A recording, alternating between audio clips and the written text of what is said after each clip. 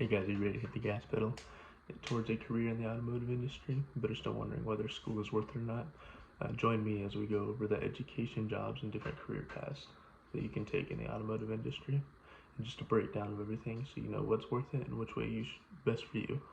Hey everyone, my name is Houston Taggart with Apollo Automotive Services here in San Antonio. I am a mobile mechanic. I've been in the industry for about 2+ years. Went to school here in San Antonio, and then I've been working at Toyota dealerships since I started. I forgot what I was going to say. So I'm doing my work part-time while I still learn knowledge from my jobs and from other coworkers. So today we're going to go over different paths to get into the automotive industry. I'm going to go over the education, the job paths you can take, or if you just want to get straight into it, which ones take entry-level work, and what certifications you need to move up into the automotive industry. When it comes to schooling, you can expect two different types of schooling. There's going to be technical institutes and community colleges. Starting off with technical institutes, there's ones like UTI, SCI, SCBT. Those two are here in San Antonio, and there's also Lincoln Tech and many more. When it comes to technical institutes, those are for people who really want to get into the shop right away. They don't want to sit around in a classroom studying all the time. These ones are more affordable, and they're just a lot more hands-on, which is definitely the best way to learn. When it comes to community colleges, most of them you're required to take your core classes if you're going to do an automotive engineering degree, which is usually what they offer. I think St. Philip's here in San Antonio offers just strictly automotive, but some of them in these cases do require that you take core classes and treat it like a college, so that can take a couple years, rather than a technical school, which takes about 9 to 24 months depending on the school. Mine took 9 months, but that was mainly because I worked and then I also went to school, so it was a work-study program. So with this path, it comes with a lot more options and career opportunities once you graduate, and you're looking at more of a heavy foot in the door. That way you have previous knowledge, and if you do the hands-on, you have hands-on experience, and that's what a lot of these automotive shops that hire or dealerships, they love that. So now as for jumping straight into the career, you do have a few options. There's a few places that will accept with no experience or no education. You can always apply to be a porter, which is somebody that moves vehicles for the service team and moves stuff around for them.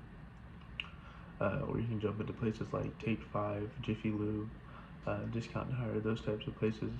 They train, and over time, once you get that experience, then you can apply for bigger jobs or for more things that are working on vehicles, not just doing like tires or just lube tech stuff.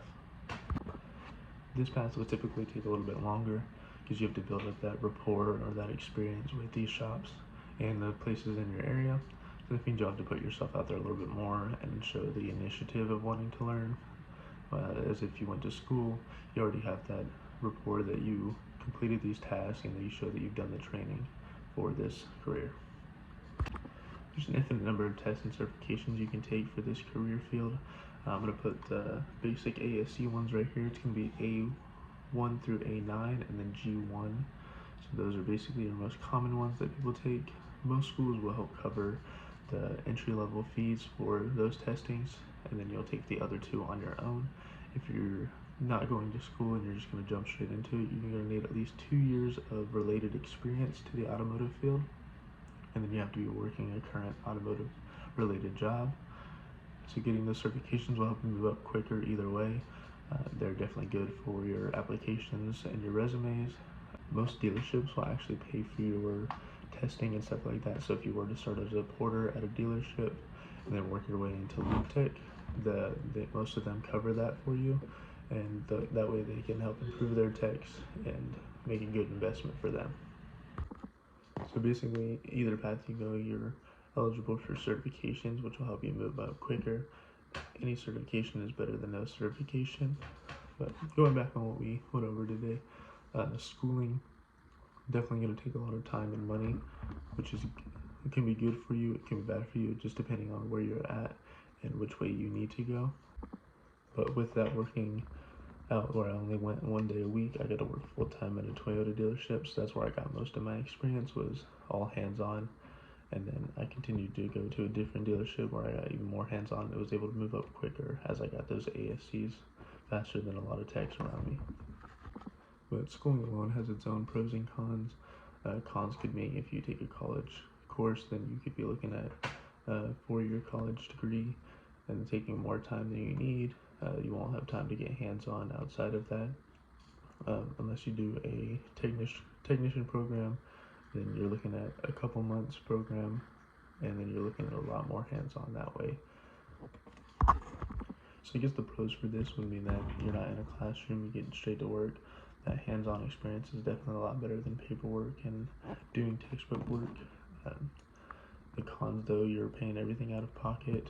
It is a little cheaper than paying for school, because you're only paying for your certifications and stuff like that. And most places will pay you to get those certifications, so you're just kind of getting that return on investment. Okay, so with that, my personal choice would be going to school if you're young. If you're fresh out of high school, just get into like a short program, something like that. That way you're getting in there quicker, but you're also, you're young, so might as well just go to school and get that education built up. If you're older, I'd recommend just getting into the industry the quickest way possible, which is just getting something as a lube tech or starting out as a porter, just getting your foot in that door some way. But it's never too late to get into the industry.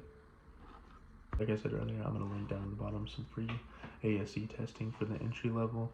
So just getting those entry level will help you advance into better testing and advance here in your workplace. So with that, if you're younger, fresh out of high school, I'd recommend just going into a program, just a short one. That way you're getting that quick education, and they're also helping you with your ASC certifications and stuff like that. It's just easier on you. If you're older, I would recommend just getting into the field now, and then some dealerships will offer you to send you to school rather than just giving you ASC testing. So it just depends on your plans and what career path you want to take and how quickly you want to get there. So that's going to wrap it up. Y'all comment below what kind of schooling y'all did or which one y'all prefer. Okay, so that brings everything to an end. Y'all let me know down in the comments what y'all did, if y'all went to school, if y'all stayed home, or which one y'all preferred. Just like and comment. Thank you.